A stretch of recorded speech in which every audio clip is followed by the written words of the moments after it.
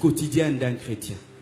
Un chrétien doit être réputé être joyeux, heureux. Souris-moi un peu. Certains, il faut des crics pour qu'ils sourient. Heureux. Quand tu es païen, tu peux être colérique. Quand tu es païen, tu peux être triste. Mais tu es le temple du Saint-Esprit. Jésus-Christ habite en toi. Tu es protégé par des anges. Ton nom est écrit dans le livre de vie. Dieu te connaît personnellement. Si tu meurs maintenant, tu vas au ciel. Et si Jésus revient, tu es enlevé. Tu as une destinée claire qui est écrite dans la Bible. Dieu est ton ami. Dieu est ton père. Jésus-Christ est ton grand frère.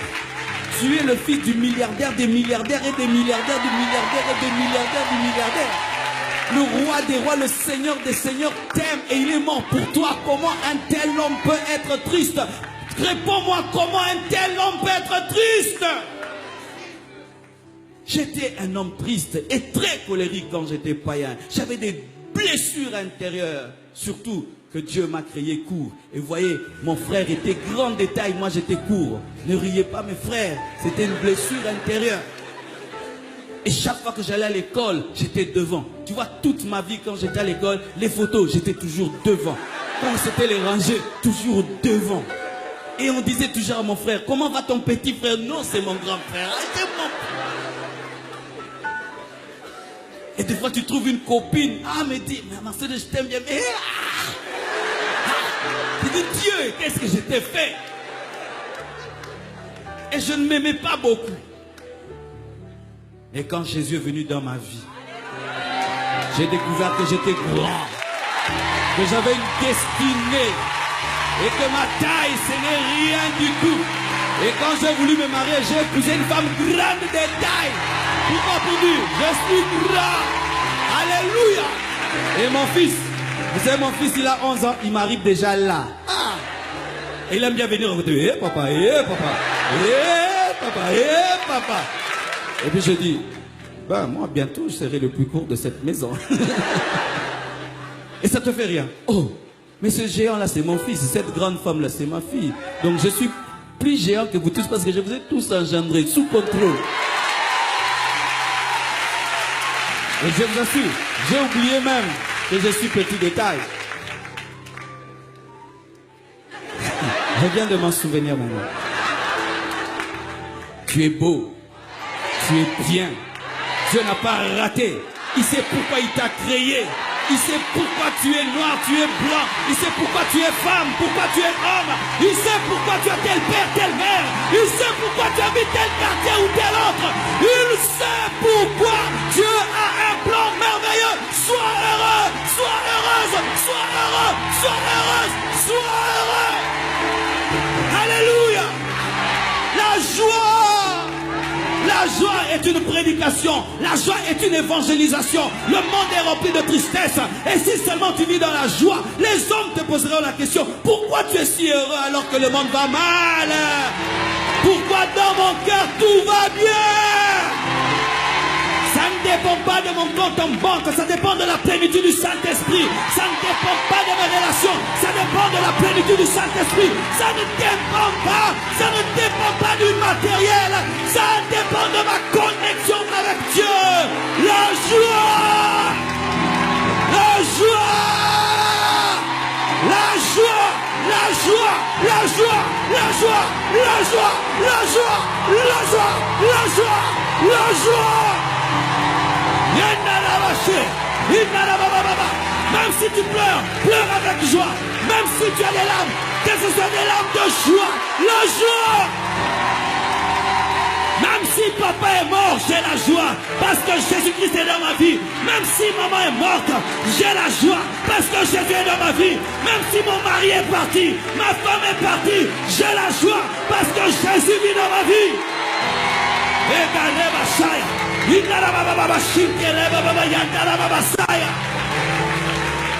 Et tu n'auras jamais de dépression. Jamais, jamais de dépression. Jamais de dépression. Jamais de dépression. Jamais. Avant de donner ma vie à Jésus-Christ, j'étais un insomniaque. Un insomniaque. Je me réveillais et je regardais comment tout le monde dormait. Et je disais, qu'est-ce qu'ils font pour dormir? Mais quand Christ est venu dans ma vie, il m'a donné la paix. Il m'a donné la joie. Et je peux même oublier ce qui se passe autour de moi. La joie du Saint-Esprit est ta force. Ne perds jamais ton sourire. Ne perds jamais ces yeux-là qui brillent de joie. Ne perds jamais ça. J'ai connu des moments difficiles dans ma vie.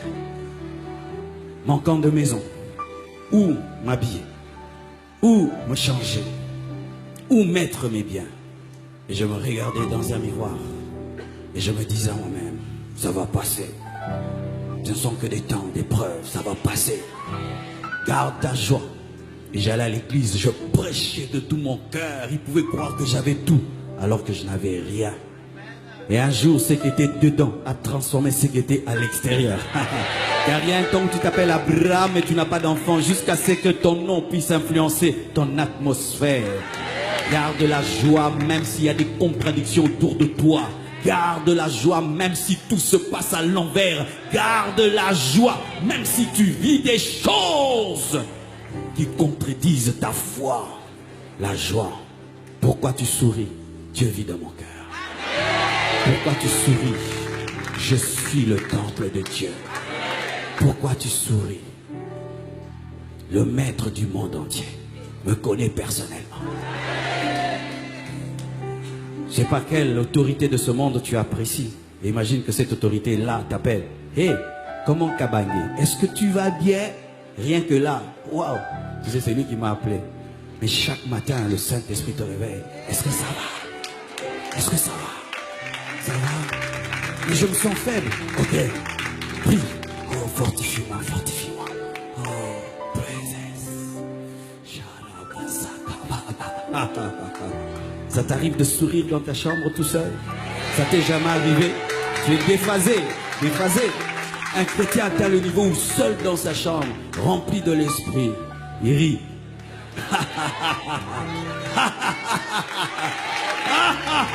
Oui, mon frère, la joie. Imagine, tu habites une avenue, tu es païen, et tu vois des chrétiens qui vont à l'église tristes.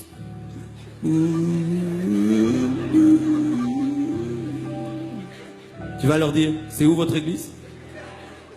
Mais tu habites l'avenue, tu vois les frères. Je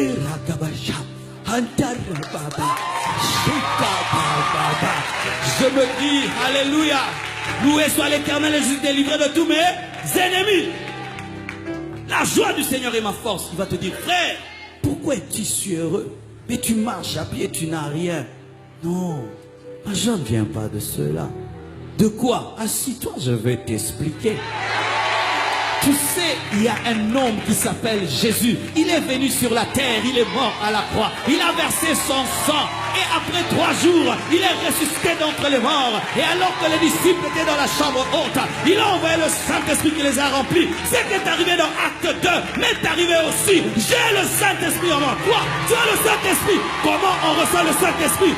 Agenouille-toi, dis Seigneur Jésus, je t'invite, entre dans ma vie et tu fais un disciple. Lorsque vous êtes rempli de tristesse, vous empêchez au monde de venir à Christ. Vous empêchez au monde de venir à Christ. Et tout le monde peut savoir sans prophétie que tu as des problèmes. C'est très dangereux pour les faux prophètes. Il ne faut pas faire ça en ce temps où il y a des faux prophètes. Ils vont savoir, rien que par ton visage que tu as des problèmes. Il faut avoir la joie, comme ça ils ne savent pas ce qui t'arrive.